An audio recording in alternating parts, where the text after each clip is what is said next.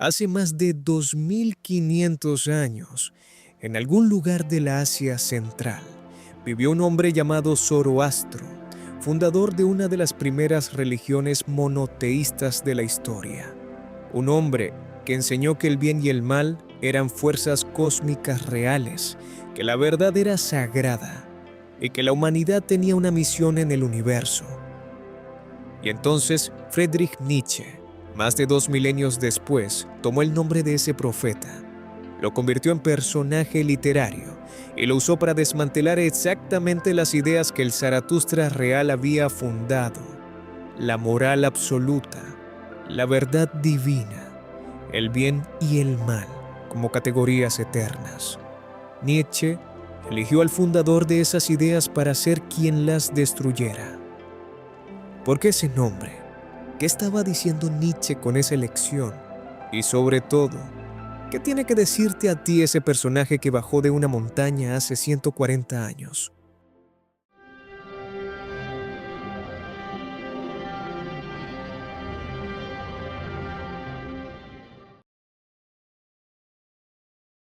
Corre el año 1883. Nietzsche tiene 38 años. Acaba de romper con su único amigo cercano, el compositor Richard Wagner. Acaba de ser rechazado por segunda vez por la mujer de la que está enamorado, Lou Andrea Salomé. Su salud es catastrófica, migrañas que duran días, visión casi nula, vómitos constantes. Escriben destellos de lucidez que le duran pocas horas.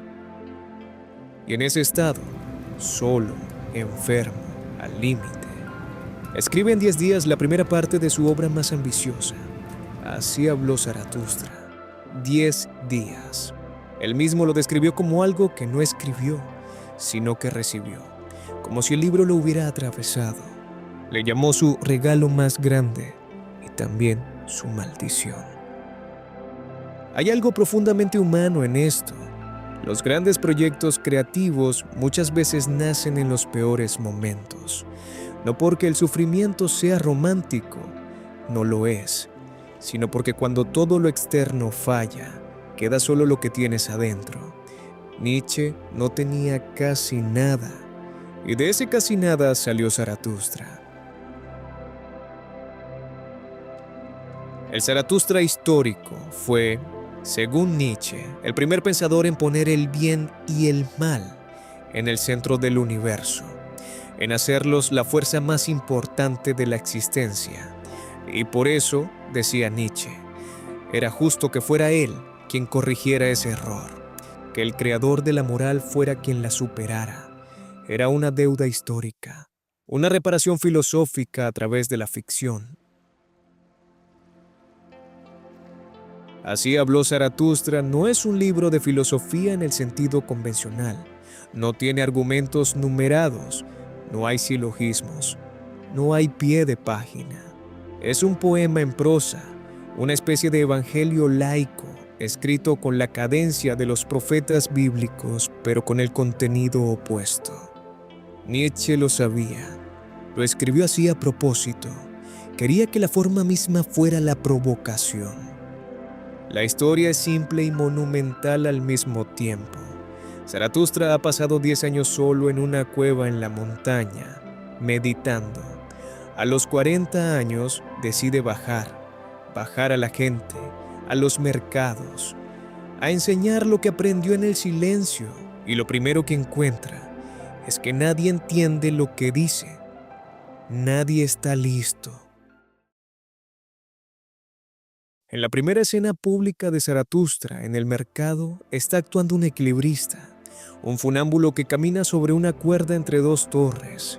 La gente lo mira como espectáculo, y Zaratustra empieza a hablar sobre el superhombre, el siguiente paso de la humanidad. Pero la gente no escucha, prefiere al equilibrista. Y entonces el equilibrista cae, muere, y Zaratustra se sienta junto al cuerpo y se da cuenta. Hablar a las masas es inútil. Hay que buscar a los compañeros, a los que están listos. Y hay un pasaje en el libro que es probablemente el más famoso y el más malentendido. Zaratustra habla de las tres metamorfosis del espíritu. Primero eres camello, cargas con el peso de todos los debes que la sociedad te pone. El deber de obedecer, de encajar, de no cuestionarte. Luego, si tienes suerte y valentía, te conviertes en león. Dices, yo quiero, en lugar de yo debo. Rechazas las cargas, te liberas. Pero el león todavía es reactivo, todavía se define por lo que destruye. La tercera metamorfosis, la más difícil, es convertirse en niño. Y esto suena extraño hasta que lo entiendes. El niño no tiene pasado que destruir, juega, crea sin pedir permiso. Su yo quiero no es rebeldía, es creación pura. Para Nietzsche, el niño es la imagen del creador de valores, no el que obedece los viejos ni el que los niega, el que inventa los nuevos. Piénsalo en tu propia vida. Hubo una etapa en que hacías lo que se esperaba de ti sin preguntar mucho. Camello. Luego algo se rompió. Una crisis, una desilusión, una revelación y empezaste a decir que no. León. Pero hay una tercera etapa que mucha gente no alcanza o alcanza brevemente, la de crear sin miedo, sin necesitar aprobación ni tampoco provocación.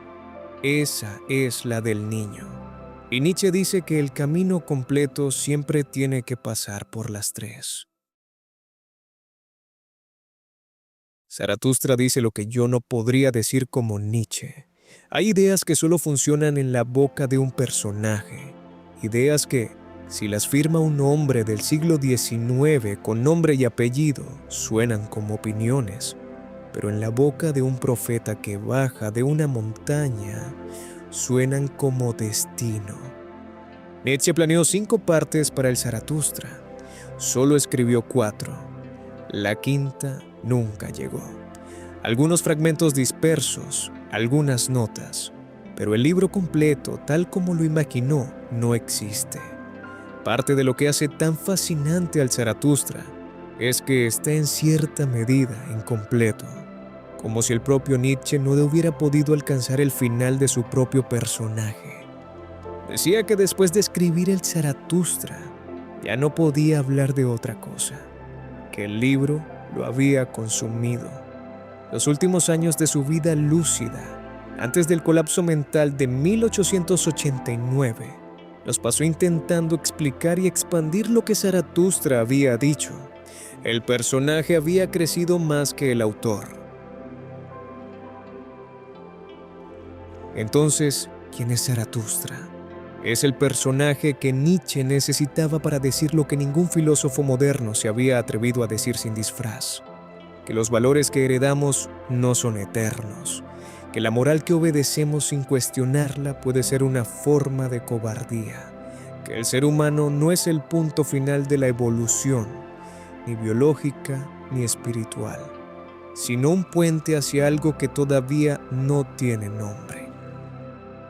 A lo largo del libro, Zaratustra regresa una y otra vez a la montaña. Baja, habla, nadie entiende del todo. Sube, baja de nuevo, aprende, se equivoca. Le fallan sus discípulos y sigue bajando. Y en ese ciclo está la lección más humana del libro. La sabiduría no es un destino, es un movimiento. Subes para ver más claro. Bajas para que sirva de algo. ¿Y tú? ¿En qué parte del camino estás? Todavía cargando el peso del camello, sin preguntarte si esas cargas son tuyas.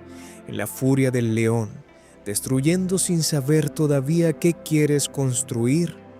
¿O hay algún momento, aunque sea breve, aunque sea en un proyecto pequeño, aunque sea en silencio, en que ya eres el niño que crea sin pedir permiso? Porque Zaratustra no bajó la montaña para darte respuestas. Bajó para hacerte esas preguntas.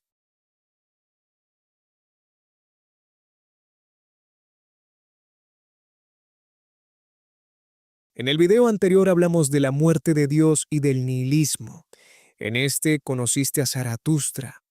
En el próximo vamos a entrar al concepto que une todo, el eterno retorno y el amor fati. La pregunta más difícil que Nietzsche le hace a la humanidad. Nos vemos en el siguiente abismo de ideas.